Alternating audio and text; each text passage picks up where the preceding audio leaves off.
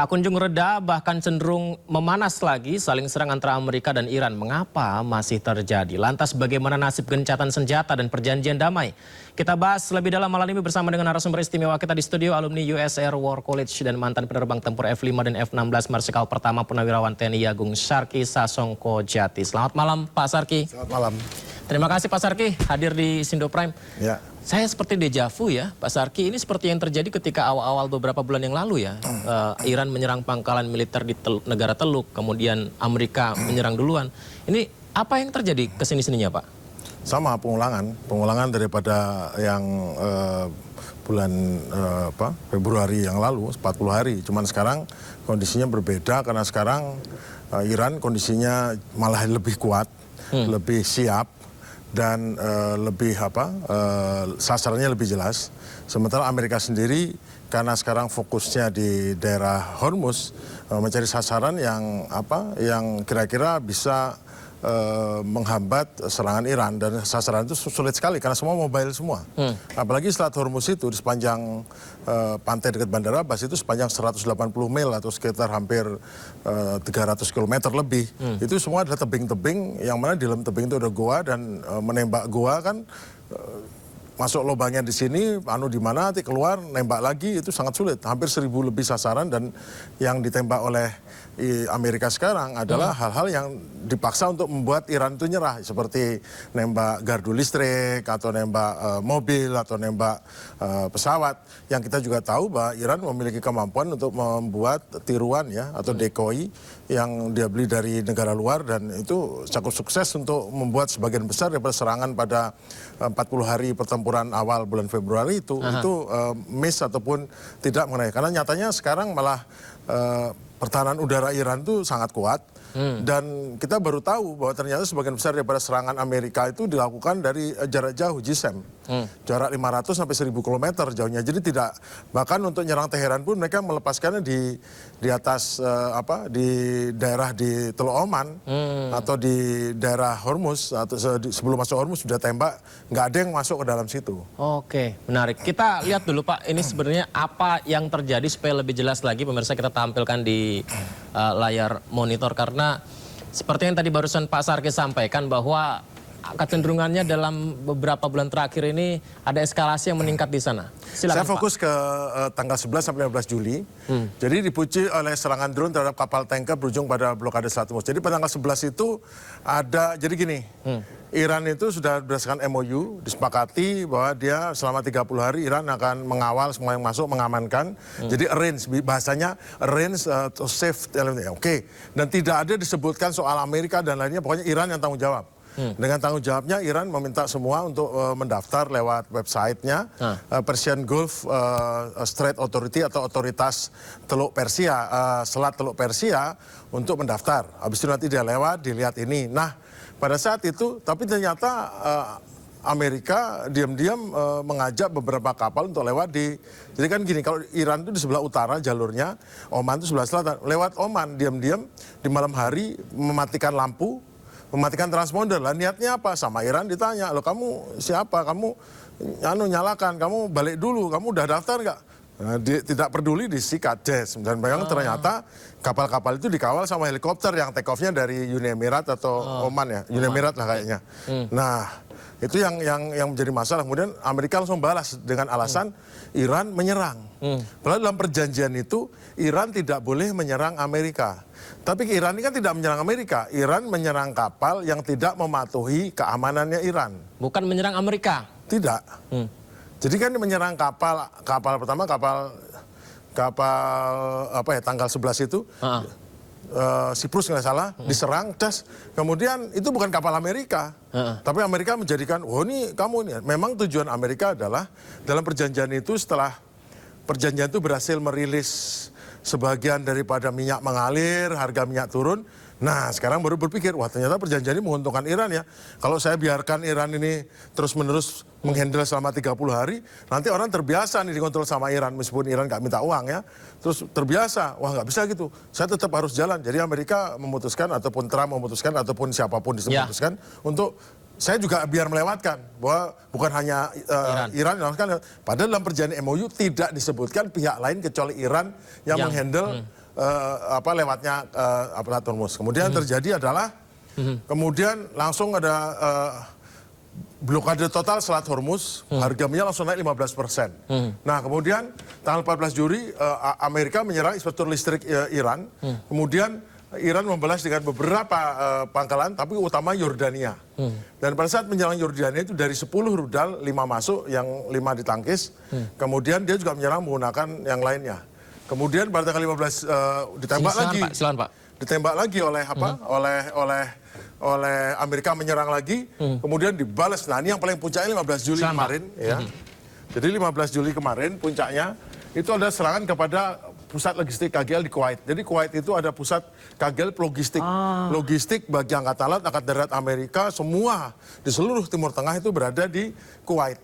Jadi kayak logistik, kayak seperti kalau kita itu adalah perusahaan logistik gitu. Tapi juga sekaligus gudangnya. Terus mereka juga ke Angkatan Laut, caranya apa? Mereka menggunakan, kalau di Angkatan Laut itu dia punya pesawat yang untuk ngantar logistik. Oke. Jadi dari sini angkut ke sana, karena jauh ada pesawat yang bisa mendarat di atas itu, pesawat angkutnya khusus dari sini semua. Dan itu dihancurkan? Dihancurkan. Wah ini masalah besar ini. Nah apa yang terjadi adalah bahwa Iran melumpuhkan Amerika dengan menyerang pusat distribusi suku cadang dan amunisi, bukan pangkalan tempur. Jadi bukan hanya pangkalan, ini diserang. Ini diserang juga, diserang juga, sehingga menghasilkan efek untuk kesulitan bagi Amerika. Kemudian tadi dibilang ya, siapa namanya, Donald Trump bilang, wah itu diserang dengan 111 rudal. Ditangkis semua. Iya masalahnya 111 rudal itu, satu rudal harganya berapa? Anggap harganya $100.000. 111 kan cuma $10 juta. Untuk nangkesnya, satu rudal untuk nangkesnya sendiri sudah berapa? Dan sebenarnya satu rudal ditangkis 2 rudal. Itu sudah menghabiskan mungkin $200 juta. Jadi jangan dilihat atrisi itu perangnya adalah perang, berhasil ditangkis, tidak terbunuh. Oh tidak begitu. Karena apa? Amerika punya masalah dengan senjata yang memang sudah sangat berkurang. Dan sebagian dari senjatanya mereka juga sudah mulai menembakkan menggunakan HIMARS dan THAAD. Jadi HIMARS itu roket jarak jauh. Tetapi kalau roket itu ditembak dari Bahrain atau dari Kuwait juga tidak bisa menyentuh masuk ke pertahanan Iran di Hormuz. Dan terakhir adalah yang parahnya adalah insiden kapal Beima. Kapal Beima ini diserang bukan karena melanggar blokade. Karena apa, Pak? Blokadenya kan di luar Selat Hormuz, di Teluk Oman ya. Dia di dalam Selat Hormuz. Di dalam Selat Hormuz? Jadi Selat Hormuz itu dibagi, ada wilayah yang punyanya Iran, lautnya. Sebagian sini wilayah punyanya ada Arab Saudi, ada Kuwait, ada Uni Emirat, ada Bahrain, ada Qatar. Di tengah ada jalur internasional. Namun dari jalur internasional dia menuju Pulau Kark. Lah itu diserang sama Amerika, dilumpuhkan. Loh, dasar apa? Kan blokadenya jelas. Blokadenya melarang kapal itu masuk ke dalam Selat Hormuz untuk menuju pelabuhan. Tapi dia menyerang kapal di dalam Selat Hormuz. Nah ini menjadi masalah. Merusak, jadi akhirnya jadi negatif. Jadi semua, loh ini gimana sih? Kok menyerang? Padahal kapal Beima ini kapal yang kosong ya. Dia tanker yang menuju ke Pulau Kark. Itu yang terjadi. Baik, kita lihat nextnya lagi Pak. Selain kronologis eskalasi, ini juga Pak, eskalasi konflik AS-Iran ini perang atrisi dan krisis global Pak Sarki. Kalau tadi bicara apa yang terjadi, sekarang bicara strategi. Kampanye udara ini sampai berhenti dan Amerika perlu target ke krisis dan fasilitas air untuk menghancurkan moral domestik Iran. Masalahnya adalah itu kelihatannya tidak berhasil karena gini, pada saat perang 40 hari itu kan diserang seperti itu, Iran tidak bergeming. Iran nah, sekarang menggunakan palu yang sama, diketok-ketok. Kalau kita menggunakan cara yang sama, maksudnya mengharapkan hasil yang berbeda. Kan nggak bisa itu. Nah itu sama juga dengan Amerika ini. Karena harapannya apa? Karena sebetulnya strategi perang Amerika itu strateginya Trump. Yang menurut dia kalau itu dipaksa terus, ditekan terus, orang nyerah. Masalahnya yang ditekan ini bukan orang yang lemah, tapi adalah negara yang bersiap untuk tekanan. Yang sudah mensimulasikan semua macam ini. Kemudian Trump mengatakan deklarasi perang udara tanpa batas dengan blokade Selat Hormuz memicu krisis logistik dan guncangan hingga global. Naik 15%, sekarang Amerika jadi masalah lagi ya. Kemudian intensitas ketegangan tinggi ini menguras rudal Tomahawk melampaui kapasitas produksi industri pertahanan Amerika. Contohnya seperti ini. Rudal Tomahawk itu tadinya masih 70%, sekarang sudah menjadi tinggal 60-50%. Kemudian rudal untuk menyerang dan bertahan, Bahkan selama 4 bulan, rudal Patriot hanya berhasil dibikin sekitar 200 kurang. Kemudian rudal GSAM untuk jarak jauh hanya sekitar 100 ya. Nah sekarang tiba-tiba digunakannya berarti habis. Padahal itu semua hampir 50% dari persediaan rudal Amerika untuk bertahan dan menyerang itu sudah habis di sini. Nah sekarang dihabisi lagi, berarti gimana? Lah sisanya untuk Ukraina gimana? Sisanya untuk perang nanti di Taiwan kalau ada perang. Sisanya untuk di Amerika sendiri, di Karibia atau di mana kalau ada masalah. Semua dihabiskan di sini dan hasilnya Iran tetap memegang Selat Hormuz. Nah kemudian kapal perang Amerika menghadapi serangan asimetris dan swarming tactic dari kapal cepat Iran. Kapal cepat Iran itu sering lewat. Nah, kesulitan untuk menyerang itu adalah karena kalau kita mau menyerang kapal yang bergerak, itu biasanya pesawat itu harus cukup dekat, kemudian membidik rudalnya bisa ngikutin. Tapi kalau kita dari jauh nggak bisa, rudal yang jarak jauh tidak dibuat untuk mengikuti kapal yang bergerak dengan cepat. Kapal bergerak pelan mungkin ya, tapi tidak cepat. Atau menembak sasaran darat tidak bergerak. Sisi lain Iran untung sekali. Sasarannya cuma 10 pangkalan udara dan logistik Amerika. Itu tinggal dihujani lagi. Sekarang dihujani lagi. Lama-lama itu sudah seperti Gaza, nggak bisa dipakai. Mau dipakai gimana? Dan di sana masyarakat sana juga melihat, oh ini Amerika diajar ini nggak bisa membalas ya, nggak bisa membalas. Ya gimana membalas? Oh, udah habis rudal Patriotnya. Kemudian, sambil melihat ke kamera Pak, ini tadi disampaikan berarti akan dihujani terus, itu akan membuat lumpuh Pak ya? Ya nggak bisa dipakai lagi. Nggak bisa dipakai itu lagi. Kan komplek pangkalan laut, pangkalan udara, dihujani honggarnya, dihujani komandonya, dihujani runway-nya, dihujani tempat untuk tempat tinggalnya, untuk mesnya, semua untuk toko-tokonya, semua. Jadi kayak komplek. Seperti di Bahrain itu jumlah orang Amerika di Bahrain itu lebih banyak daripada tentaranya Bahrain sendiri. Oke. Dan sekarang tidak ada satupun di sana. Sudah tidak ada satupun. Yang ada hanya jaga-jaga aja, pomnya lah, polisi militernya. Nah, jadi blokade ini mencegat, tetapi masalahnya sekarang adalah Trump itu ternyata dia nelpon kepada Kepala Staf Angkatan Daratnya Pakistan, Jenderal Munir, Marskal Munir untuk ini gimana nih, tolong hentikan nih, tapi gimana caranya supaya jangan bikin malu saya, gitu. Jadi minta berhenti lagi, minta damai lagi. Terus, tapi gimana dari 14 perjanjian itu 10 dilanggar sama Trump? Tidak boleh maki-maki negara, tidak boleh ngancam-ngancam, tidak boleh menyerang, tidak boleh melakukan kegiatan di luar aturan ini. Yang dilakukan adalah ikut-ikutan ngatur pesawat kapal keluar. Mengancam-ngancam Iran, menekan ini dan itu, mengancam negara lain. Lah itu harus menyebutkan nama, ini nggak beres. Itu kan semua udah pelanggaran semua. Iran sendiri tidak pernah sekalipun melanggar. Oh dia nembak kapal tanker, ya nembak kapal tanker karena kapal tanker itu tidak menurut kepada dia yang sedang melaksanakan pasal 5 dari MOU. Perjanjian. Dan itu bukan kapal Amerika. Dan bukan Kenapa kapal Amerika Amerika sewot? Wah, Amerika mengatakan, oh saya melindungi navigasi. Loh, tugas melindungi navigasi itu kamu nggak ada loh dalam MOU. Terus kedua, Amerika itu tidak anggota UNCLOS.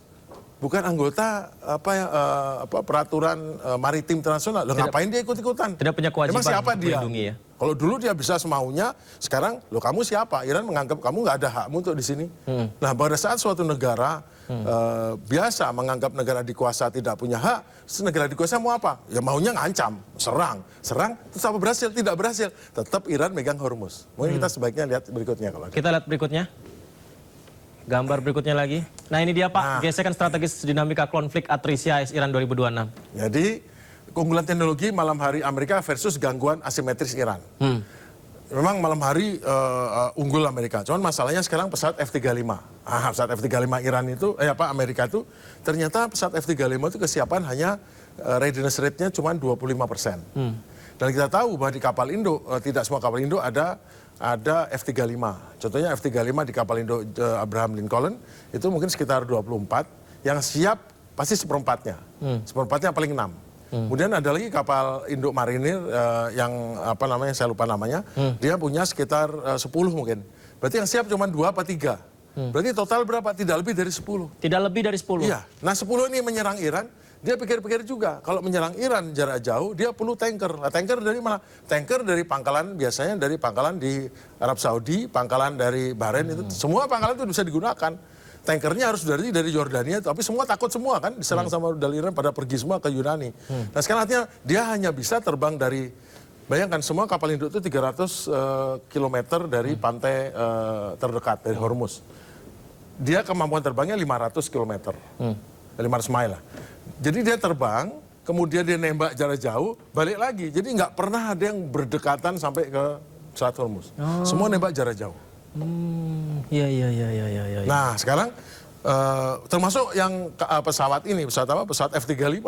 Ya jarak jangkaunya sama dengan pesawat F-18, sama dengan pesawat. Nah pesawat F-18-nya juga ya nyerang gitu, habis itu balik lagi. Jadi nggak ada yang terbang di atas daratan Iran itu, nggak ada. Semua jarak jauh karena JSAM, Joint Stand Off Missile itu bisa jaraknya sampai 1000 km. Nah dia emang akurat penembakannya. Tapi kan sudah makin berkurang ini. Ditembakkan, hanya untuk memenuhi hasrat Trump untuk melakukan tekanan. Nah sekarang orang curiga, ngapain Trump kok seperti ini? Tiba-tiba dia gini, tiba-tiba kok harusnya biasanya menjelang hari Senin dia tiba-tiba, ayo kita damai lagi, nanti pasar saham naik. Ternyata apa? Apa Pak? Orang kalau main saham itu kan bisa loss, bisa menang. Nah kalau kita tahu akan ada loss, berarti kita beli sesuatu sehingga nanti kita menang. Jadi tinggal mudah posisi. Dan dicurigai, ada yang mencurigai bahwa Trump dan kawan-kawan ini dia bermain bursa efek atau bursa saham atau apa yang membuat, jadi si samping dia untuk mengancam Iran itu digunakan juga untuk menjadi apa, bisa memprediksi. Kan orang nggak prediksinya wah nanti naik ini harga minyak, wah paling hari Senin nanti Trump akan begini. Tapi sudah dimainkan gimana sehingga saat keputusan akan saya serbu lagi, pihak yang menduga ini akan selesai kalah semua kan. Berarti tidak sesuai dengan rencana dicurigai awal. Trump ini menguntungkan kawan-kawannya sekitar 2 sampai 3 miliar dolar. Belum lagi kan kita tahu bahwa anaknya, mantunya itu dapat proyek di Qatar sekitar 5 miliar dolar. Di Trump itu saat jadi presiden dia hanya multi-million dolar, dia hanya ratusan juta dolar.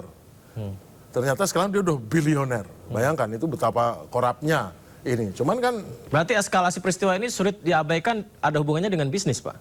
Oh jelas. Karena pada saat dia yakin bahwa dia nggak akan berikutnya jadi presiden lagi atau apa, sekarang banyak orang berharap dia akan tetap membuat Partai Republik menang, tapi bagi orang, Trump itu sudah pernah kalau nggak salah 3 kali bangkrut loh. Menyatakan bangkrut, habis itu dia hidup lagi, bikin perusahaan baru lagi, bangkrut lagi. Nah orang yang sampai bisa membuat bangkrut, saya kira itu kan suatu sifat ya yang membuat ini. Nah sekarang mari kita lihat. Ada serangan 5 jam non-stop, tapi 5 jam non-stop itu serangannya rudalnya tidak banyak. Kalau biasanya dalam perang 40 hari sebelumnya, dalam 1 hari atau 1 malam, itu antara 500 sampai 1000. Total sekarang, selama hampir tanggal 11 sampai 15, rudal yang digunakan tidak sampai 600. Boleh 5 jam, menyerang sini, menyerang situ, menyerang sini, menyerang situ. Tapi jumlah senjatanya, ya bisa diecer-ecer selama 5 jam itu, kelihatan besar tapi tidak banyak. Karena dari ceritanya pertama 80 senjata, 90 senjata, 140 senjata, 100 senjata, 60 senjata, itu kan tidak banyak. Dibandingkan dengan 1 malam 500 sampai 1000, sekarang tidak ada yang sampai 1000, hanya sampai 600 selama 6 hari. Ya. Kemudian titik lemahnya Hanggar-Hanggar hancur, diserang lagi sama Iran, hancur lagi, diserang sama Iran, hancur lagi. Akhirnya Senat Amerika menghentikan pendanaan untuk RUU rencana undang-undang pertahanan yang minta 1,4 triliun. Itu dihentikan, Pak? Di blokade, di stop sama Senat dari Demokrat. Sehingga akhirnya apa? Anggaran untuk ke depan selama 1 tahun ke depan ini itu terganggu. Akhirnya Partai Republik sudah mengurus lagi untuk beberapa minta 95 miliar dolar di luar itu. Oke, tetapi anggaran, nah dengan anggaran itu tertunda, berarti banyak proyek tertunda. Proyek pembuatan senjata baru, proyek pembuatan penelitian baru, membuat alutsista baru itu tertunda. Mari kita lihat yang terakhir ya. Kita lihat yang terakhir, pemirsa. Nah, stalemate di Selat Hormuz, Pak Sarki. Sebetulnya perang dari bulan Februari sekarang itu jatuhnya stalemate. Stalemate secara militer. Kenapa? Karena Amerika tidak bisa mendapatkan suatu keunggulan militer meskipun banyak yang hancur, tapi tidak bisa menduduki apapun, tidak mendapat konsesi dari Iran. Di sisi lain, Iran juga tidak bisa membuat Amerika juga menyerah. Tetapi faktanya banyak kehancuran di Amerika. Amerika dirugikan. Jadi banyak pangkalan ini tidak bisa digunakan pangkalan militer lagi. Di negara Teluk. Tadi Iran dikepung oleh pangkalan Amerika dengan radarnya, dengan pesawatnya, dengan rudal-rudalnya, dengan angkatan lautnya. Sekarang itu sudah tidak ada lagi. Sementara Iran untuk menangkis itu menggunakan proksi. Jadi Amerika menggunakan proksi-proksinya negara Teluk, Iran menggunakan proksi-proksinya organisasi masyarakat. Pangkalan militer AS di negara Teluk habis, Pak? Ya habis, sudah nggak ada. Sudah disikatin tiap hari, sikat. Kan tidak semua dilindungi sama Patriot ya. Ya. Jadi begini. Tanggal 13-11 itu blokade dan perang terbuka, kemudian tanggal 15 Juli kebuntuan taktis. Kebuntuan Kenapa? taktis. Karena kalau menyerang lagi, terus apa perubahan efeknya? Tetap Iran bisa mengancam kapal apapun di Selat Hormuz. Karena tidak mungkin menghabisi semua daripada rudal, semua daripada radar di situ, yang semuanya disembunyi di tebing-tebing di goa itu, dan dia kapal selamnya ada, kapal cepatnya masih ada. Iya. Kan kalau dia menyerang pakai pesawat tinggi, targetnya sudah ditentukan dari pengintaian dari satelit. Kalau cuman drone disikat habis sama Iran, habis. Karena Iran ternyata Bafar 373 dan S-300P-nya Iran tuh masih jalan. Jadi semua keberhasilan dibilang, wah kita memiliki keunggulan di udaranya di atas Iran itu, sebetulnya pesawat Amerika tidak ada yang lewat di atas Iran. Semua dari jarak jauh, stand off missile semua. Tidak ada pesawat Amerika dari atas negara Iran langsung? Tidak ada. Dari jarak jauh? Tidak ada. Ada beberapa F-35, tapi itu di tempat yang memang jauh dari Teheran atau jauh dari Hormuz. Tapi selain itu nggak ada, semua jarak jauh semua itu. Wah kita punya keunggulan di udara. Nyata nggak benar itu. Kenapa?